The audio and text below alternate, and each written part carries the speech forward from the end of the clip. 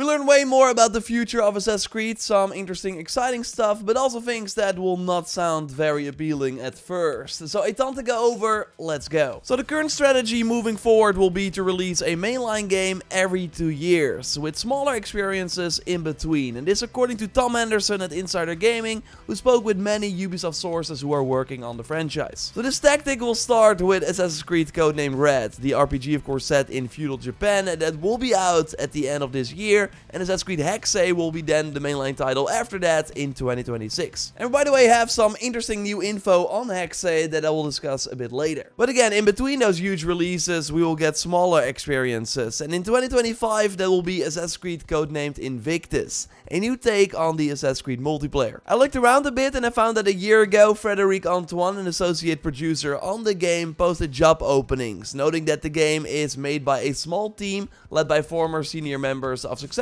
Ubisoft multiplayer games. And then he's talking about For Honor and Rainbow Six Siege, so we are probably looking at a PvP Assassin's Creed game, although again it should be quite different from the early multiplayers we saw, starting with Brotherhood all the way to Black Flag. So in 2027 we can expect another smaller Assassin's Creed experience, and there are a couple of possible candidates. We recently learned of course about the Assassin's Creed 4 Black Flag remake. Yes, a full-on remake, not a remaster. It just started development and it really seems to be an attempt to get more out of all the assets and work they put into Skull and Bones, while that game will probably lose a lot of money. So totally expect the graphical upgrades. That should be great because Skull and Bones can look great at times. I hope they change the combat to be more like the RPG games, and I'm sure the naval will see some huge improvements based on these Skull and Bones systems. But Insider Gaming now also reports there's another Assassin's Creed remake that is scheduled to be released by the end of the decade.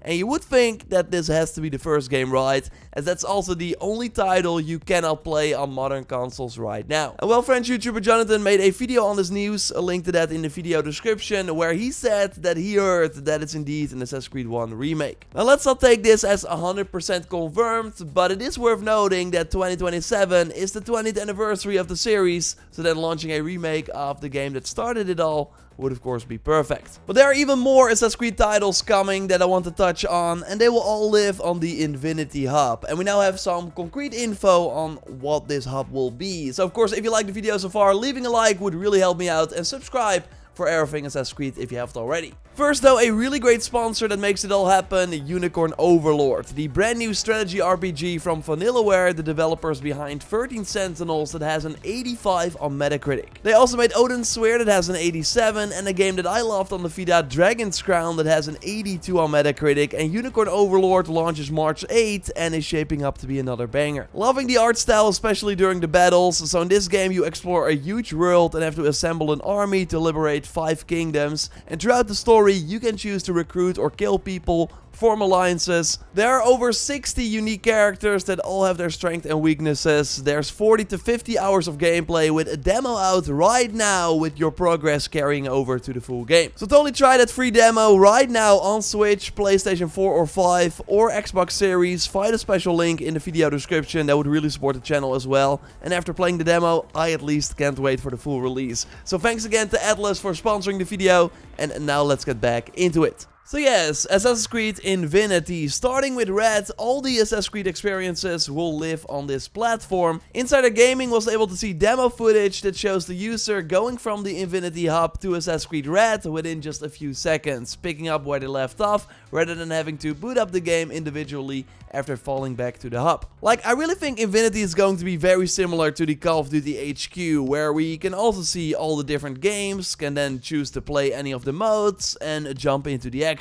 And that you can seemingly jump into the game in a few seconds sounds really awesome. I don't know how much time in total I wasted looking at the checking for add-ons screen for the recent games. Really hope that's a thing of the past, as we're now also of course ditching the older consoles with Red. So in the Call of Duty HQ you can basically see what's going on with the franchise, check the current battle pass and see the store. Well, we can do that in Assassin's Creed Infinity as well. There will namely be the Exchange, an item shop offering players the opportunity to purchase daily and weekly in-game cosmetics for Red's 2 protagonists, Naue and Yasuke. As you might know, just like in Syndicate, Red will feature 2 playable characters that both live in the world and that we can likely switch between, with both of them having different skills and exclusive exclusive missions, and a story that interconnects. So the exchange will basically be Red's Helix shop, but you can also access it through the Assassin's Creed Infinity hub.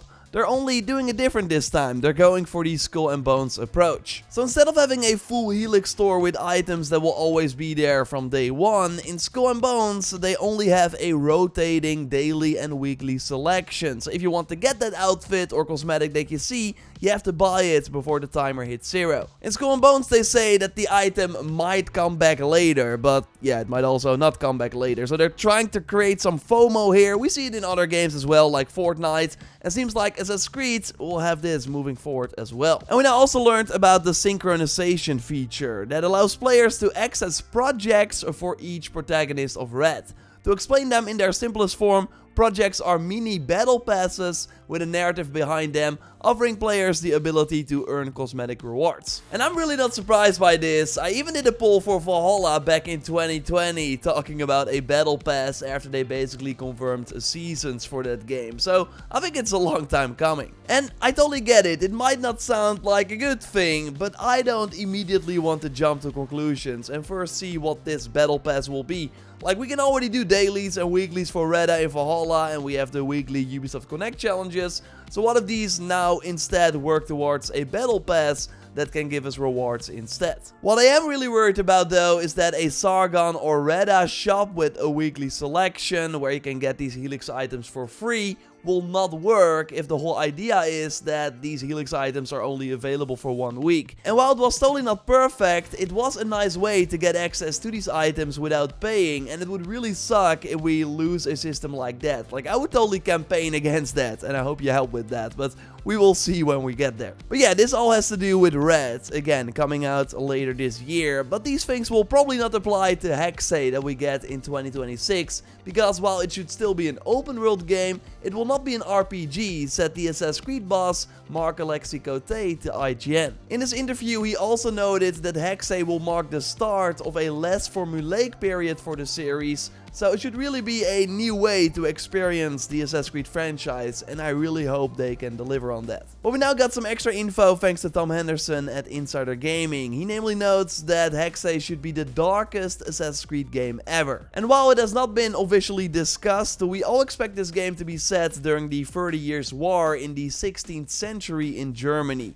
which was one of the most destructive conflicts in the European history. So super dark, and this is also where we had many witch hunts. Hexe also means witch in Germany, but again, that time period is still speculative. What we did learn now though is that the game will have a lead female protagonist, currently named Elsa. Worth noting though is that the name can still change, as also happened with Eivor. Maybe you remember it like 3 years ago, I think, when I was talking about rumors for Valhalla. Back then, the character was still named Jorah before they switched to a more gender-neutral name. And fun fact, by the way, there's an Easter egg in the modern day of Valhalla for the JorRaptor berries cereal. So they left a nod to Eivor's previous name in the game. Like, of course, Liberation for Vida that later came to other platforms had Evelyn, and the Assassin's Creed Chronicles China game had Xiao Yun, but those were both spin-off titles. Smaller games with way less budget than your typical Assassin's Creed experience. So that will finally change with Hexe, and this has been a long time coming. Like, developers inside Ubisoft wanted a female lead for a really long time. Hexe is being made by the team behind Origins and Valhalla, and originally the plan for Origins was to injure or kill off its male hero Bayek early in the story and give players the control of his wife, Aya. So this according to 2 people who worked on it, as reported by Bloomberg, but leadership did not want this, so it was changed. Like, Bayek is my favorite assassin, so I'm not too sad about it, but it does show you the intent of the developers. Also, Eivor's full name is Farron's daughter, so the female character is the canon one. And there are way more examples of this, like Ubisoft Quebec, when developing Syndicate, first had an even split between Jacob and Evie exclusive missions, but in the full game, there are of course way more quests where you can only play Jacob, not to mention him taking a way more prominent spot on the box art versus Evie, while both as twins are equally as important. Then they went on to make Odyssey and proposed making the sister Cassandra the only playable character according to 4 people who worked on the game, until they were told that that wasn't an option. Luckily, a lot has happened since then, and some of the people who were making those decisions are gone, so the developers can better realize their vision. It does seem though that for the RPG games the dual protagonist is here to stay, with Red of course having the 2 playable characters as well. But again, Hexe will be different, and I do mostly think that having just one character as the focus does benefit the story and the background of that character, so bring it on. After watching the Assassin's Creed Showcase in 2022, I was really excited, and I still think the future of Assassin's Creed sounds very promising, because we get different genres now inside the franchise. The teams get more development time to work on their games, and thanks to Infinity, we can see Assassin's Creed experiences of different sizes. Like, they don't need to be a full price release anymore, because Ubisoft can easily promote them through the Infinity Hub. But I still don't know if we really need all these games, because again, they got a ton planned. So if we go back to Insider Gaming, they got the roundup. So next to the ones I already mentioned, they also talk about Raid, a free-to-play 4-player co-op, that's PvE. Echoes, another multiplayer title, and the most interesting one, I think, next to the mainline titles, is Nebula, with settings based in India, Aztec Empire, and the Mediterranean. I, by the way, looked around for this one a bit, and it seems like Ubisoft Sofia, who of course did Rogue, and also the Curse of the Pharaohs DLC and Dawn of Ragnarok, they helped with Mirage as well, and started working on a new project in April 2023. So that's very likely Nebula, meaning that it's still early. But yeah, all these games are planned for the end of the decade. But yeah, we will need in 2028 another mainline game, and in 2030 as well. And I think one of those games is gonna be from the Mirage team. Like, I think they're gonna do another old school Assassin's Creed, but have like way more time and budget for it this time. And then in 2030, like another RPG, it's going to be a lot, probably too much, but we will see. I will of course keep you up to date on everything, so subscribe to not miss anything. I'm really excited for the Assassin's Creed Red, like, sort of kickoff, so hope you are there along for the ride. Again, check Unicorn Overlord, find the link in the pinned comment. Without them, it would not all be possible. You can watch my previous video on the big Mirage update with some free content by clicking on the screen. Don't forget to leave a like, and I will speak to you soon. Goodbye.